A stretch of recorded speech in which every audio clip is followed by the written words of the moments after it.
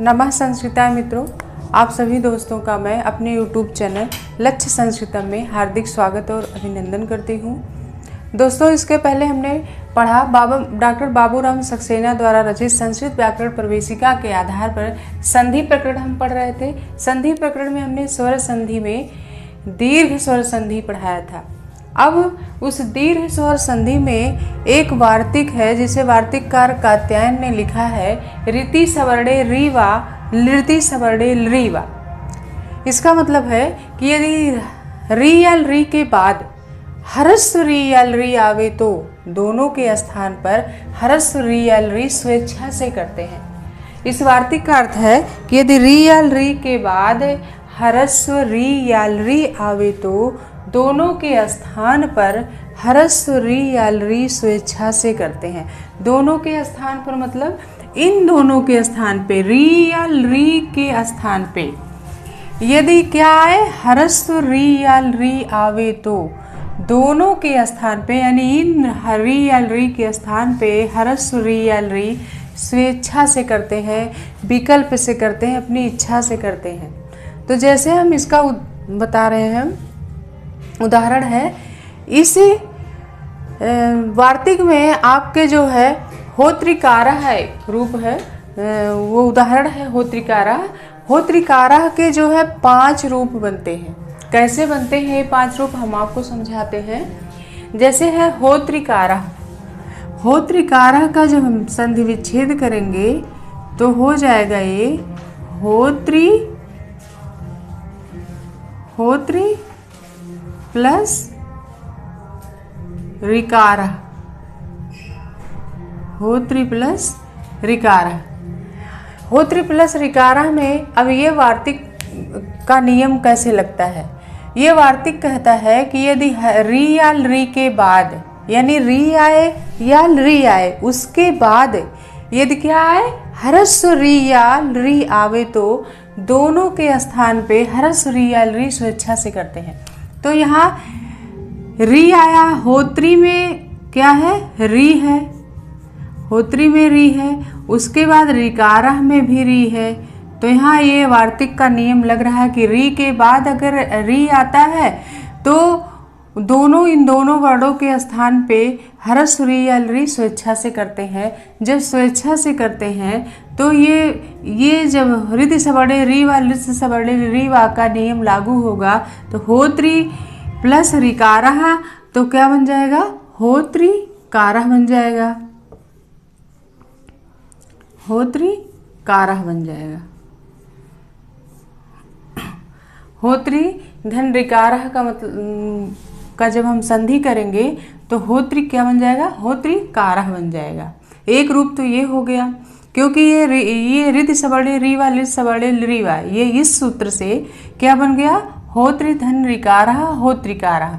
होत्रिकारह क्योंकि कह रहा है कि री या री के बाद यदि री या री आता है तो दोनों के स्थान पे ह्रस्व री या री स्वेच्छा से करते हैं। तो यहाँ री के बाद री आया है, इसलिए हम अपनी इच्छा से, स्वेच्छा का मतलब होता है अपनी इच्छा से, विकल्प से, तो स्वेच्छा से जब करेंगे होत्री धन रिकारा होत्रिकारा हो गया एक रूप। तो ये किस सूत्र से हुआ, रीति सवर्णे रीवा से और रीति सवर्णे रीवा से, रीति सवर्णे रीवा इससे हुआ। और अब दूसरा एक रूप ये हो गया, होत्रिकारा। फिर हम होत्रिकारा का एक रूप और यहाँ होगा, होत्री धन रिकारा। होत्री धन रिकारा का एक रूप और होगा, कैसे, होत्री में जो ता में जो री है, ता में जो री है, री की मात्रा लगी है, उसके बाद रिकारा का भी री है। तो री के बाद री आए तो यहाँ एक नियम और लग रहा है। कौन से सूत्र का नियम लग रहा है, दीर्घ स्वर संधि का नियम लग रहा है, अकह सवर्णे दीर्घा का नियम लग रहा है। दीर्घ संधि कहता है यदि अक के बाद, अक का मतलब आ ई उ री और लिरी के बाद फिर से अ ई उ री और लिरी आता है तो उन दोनों समान वर्णों के स्थान पे सवर्ण दीर्घ हो जाता है। क्या हो जाता है? सवर्ण दीर्घ हो जाता है। तो चूंकि यहाँ अक का जो री है ये अक प्रत्याहार के अंतर्गत आता है री, और उसके बाद रिकारा का जो री है ये भी अक के अंतर्गत आता है। तो री के बाद री आया है, तो यहाँ अकह सबड़े दीर्घा का दीर्घ संधि का नियम लग के यहाँ दीर्घ री हो जाएगा। कौन सा री हो जाएगा? दीर्घ री। इस री का जो है दीर्घ हो जाता है। तो दीर्घ री जब हम लिखेंगे तो री लिखेंगे, री के बाद उसके नीचे एक बार और एक मात्रा ऐसे री की लगा देंगे, ऐसे एक पैर लटका देंगे जिसको कहा जाता है, तो वो दीर्घ री मान लिया जाता है। कौन सा री? दीर्घ री। तो ये जब री और री के बाद री आया है तो अकह सबड़े दीर्घा का यहाँ नियम लग रहा है, इसलिए यहाँ दीर्घ संधि हो जाएगी। तो ये री का दीर्घ हो जाएगा, तो ये रूप बनेगा होत्री, होत्री, और होत्र लिखेंगे। अब यहाँ दीर्घ री हो गया है, तो इस होत्री में एक बार और री की मात्रा लगा देंगे तो ये दीर्घ री मान लिया जाता है, और कारह शब्द जोड़ देंगे तो होत्रिकारह। ये किस सूत्र से हुआ है? ये अकह सवर्णे दीर्घा से हुआ है। किस सूत्र से? अकह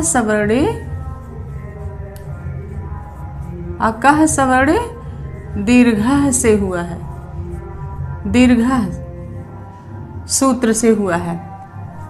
ये रूप बन गया, ये दूसरा रूप बना। अब दो रूप हुए। अब आगे बनेगा होत्री, होत्री धन रिकारा, होत्री धन रिकारा।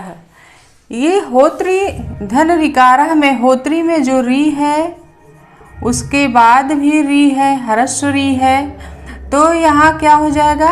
हरस्व री होगा, हरस्व री होगा। यहाँ एक और सूत्र का नियम लग रहा है। कौन से सूत्र का? एक सूत्र है इसमें ऋत्यकः, बाद में भी हम पढ़ेंगे, लेकिन उसके बारे में हम थोड़ी सी चर्चा कर लेते हैं। ऋत्यकः सूत्र कहता है रिधि परे पदांत अक प्रागवत, कि पद के अंत में यदि अक प्रत्याहार का वर्ण आता है, पद के अंत में यदि अक प्रत्याहार का वर्ण आता है और उसके बाद हरस्व री आता है, तो हम क्या करेंगे? अक का हरस्व कर देते हैं। अक का क्या कर देते हैं? विकल्प से हरस्व कर देते हैं, और उसके आगे कोई संधि जन्य कार्य नहीं होता है जब प्रकृति भाव हो जाता है। प्रकृति भाव का मतलब होता है वहाँ कोई संधि तब नहीं होती है। ये कौन सा सूत्र कहता है? ऋत्यकः। तो यहाँ होत्री धन रिकारा में कह रहा है, ऋत्यका कहता है यदि पद के अंत में अक प्रत्याहार का वर्ण हो तो होत्री में जो री है ये अक प्रत्याहार का वर्ण है। उसके बाद कहता है यदि हरस्व री आए तो रिकारा में जो री है ये हरस्व री है। तो कह रहा है कि उस अक का हरस्व हो जाएगा। कैसे हो जाएगा? विकल्प से हो जाएगा। विकल्प से हरस्व जब हो जाता है तो वहाँ कोई संधि नहीं होती है, प्रकृति भाव हो जाता है। प्रकृति भाव हो जाता है जब तो वहाँ संधि होगी नहीं। जब यहाँ संधि नहीं होगी तो हम जैसे रूप ये है होत्री धन रिकारा, उस होत्रिकारा को हम सेम वैसे ही लिख देंगे, होत्री रिकारा, होत्री रिकारा। ये किस सूत्र से बन रहा है? होत्री रिकारा ऋत्यकः एक सूत्र है आपका, ऋत्यकः से बन रहा है, ऋत्यकः से ये हो रहा है। इस ऋत्यकः की चर्चा हम आगे फिर करेंगे। ये ऋत्यकः सूत्र की परिभाषा यही है, ऋति परे पदांत अक प्रागवत, कि पदांत यानी पद के अंत में यदि अक प्रत्याहार का कोई भी वर्ण आए उसके बाद हरस्व री आए। क्या आए? उसके बाद हरस्व री आए तो उस अक का विकल्प से हरस्व हो जाता है और वहाँ कोई संधिजन्य कार्य नहीं होता है। तो इसलिए होत्री धन रिकारा में जब ऋत्यकः का नियम लग रहा है तो यहाँ कोई संधि जब नहीं होती तो ये होत्री धन ऋकारः का सेम रूप होतृ ऋकारः ही रहेगा। तो एक रूप ये हो गया। फिर है अगला आपका 3 रूप हो गए इसके। फिर है आपका इसके कई रूप बनते हैं, 5 रूप बनते हैं। होतृ धन ऋकारः,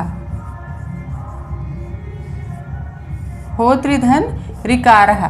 होतृ ऋकारः में भी अब क्या होगा कि ये कह रहा है ऋति सवर्णे रीवा ऋति सवर्णे रीवा।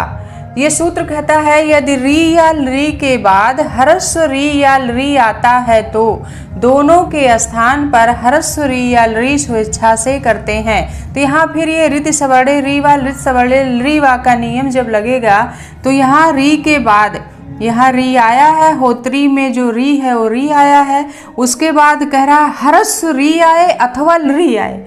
तो यहाँ जो है सॉरी यहाँ हमने गलत लिख दिया है, ऋकारः, यहाँ री रहेगा।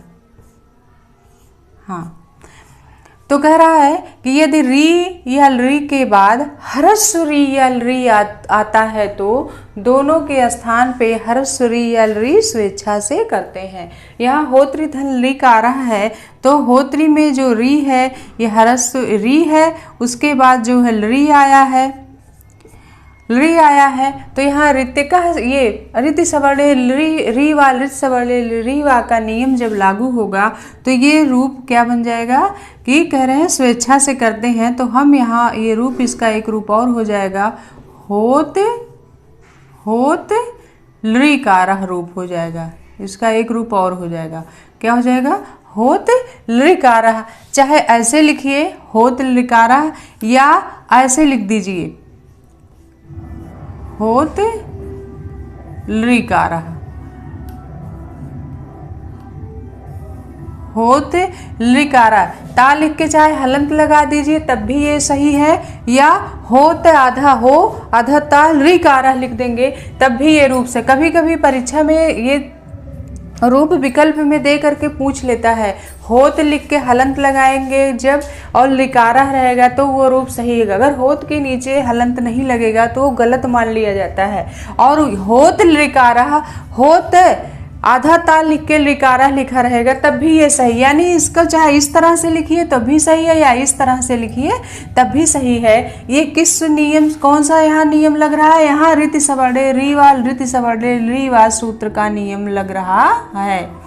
यहाँ ऋति सवर्णे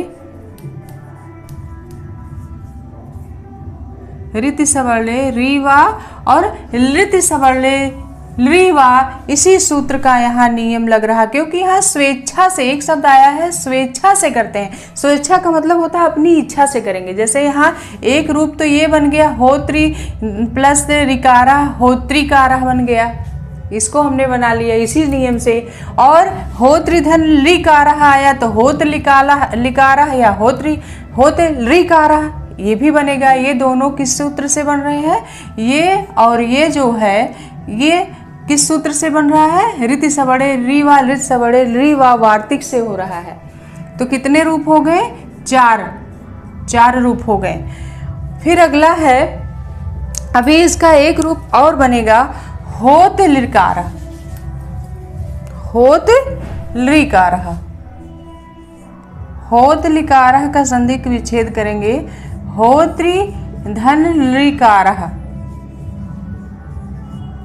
होतृ धन ऋकारः।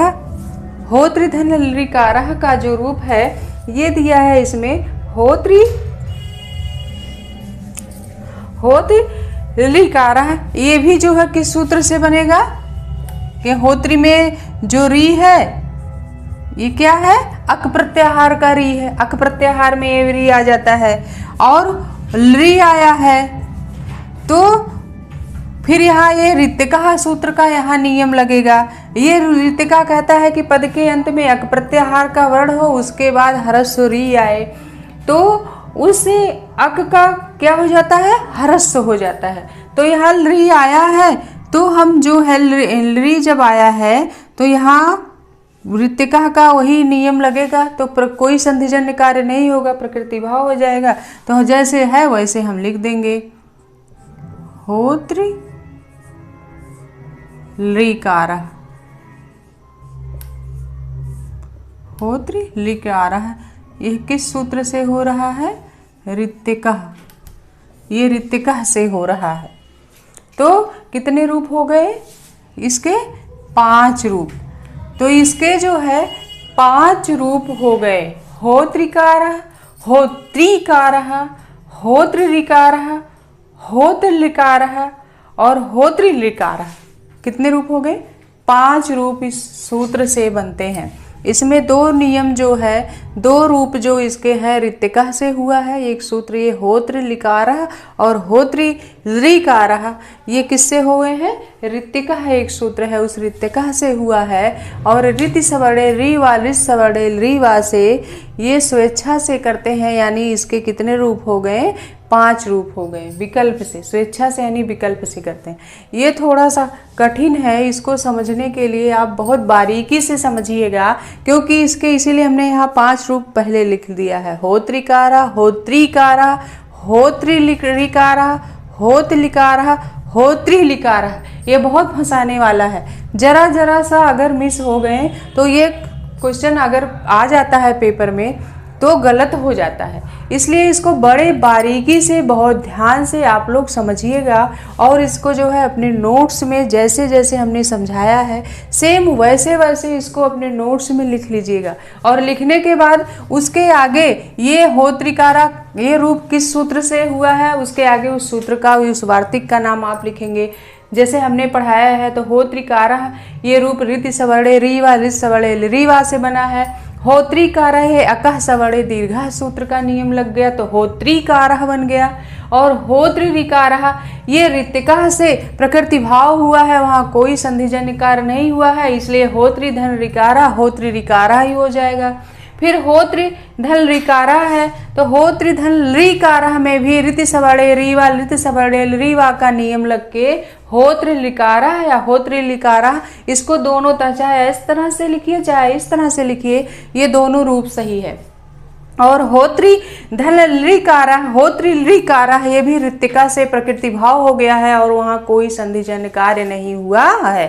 तो ये इसके कितने रूप हो गए? हमारे 5 रूप हो गए। तो जैसे हमने आपको समझाया है इसको आप सेम वैसे ही अपने नोट्स में आप ऋत्विकः ये वार्तिक सूत्र डाल के इसका सूत्र डालेंगे, फिर उसकी परिभाषा लिख के सारे रूप एक जगह, जैसे 5 रूप एक जगह लिख लेंगे तो इसको आपको समझने में इससे आसानी होगी और आपका मिस भी नहीं होगा पेपर में। तो ये इतने रूप किससे बने? ऋति सवर्णे रीवा, ऋत सवर्णे रीवा वार्तिक से बने। तो इसके 5 रूप बने और 5 रूपों को आप इसी तरह से अपने नोट्स में दोस्तों उतार लीजिएगा, नहीं तो ये बहुत फंसाने वाला होता है। बस आज की कक्षा हम यही खत्म करते हैं, फिर हम अगली क्लास में मिलेंगे। तब तक के लिए नमः संस्कृताय मित्रों।